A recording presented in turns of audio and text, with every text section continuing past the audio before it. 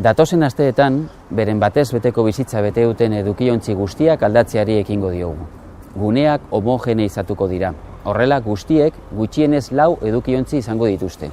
Organikoak, 5. edukiontzia edo edukiontzi marroia sartuko dugulako, papera, ontziak eta errefusa biltzeko urrenez urren. Beste batzuetan 5 bilduko dira, beirarena barne edo dauden 6ak olioarena barne. Kaso gehienetan erabiltzaileen eta edukiontzien arteko distantzia txikiagotuko da, baita edukiontzi bakoitzeko biztanle kopurua ere. Horrela, getxo ratiorik txikieneko herrietako bat bilakatuko da. Horrek birzikalpena erraztuko du eta udal baliabideak optimizatuko ditu. Horretaz gain, edukiontzietan irisgarritasun unibertsala erdietsiko da. Edukiontzi berrien naiz horietan bota daitezkeen hondakinen gaineko informazio liburuska bat bidaliko da postiontzietara. Halaber, proposatutako zerbitzua eta integratuan laburduko duen bideoa editatuko da.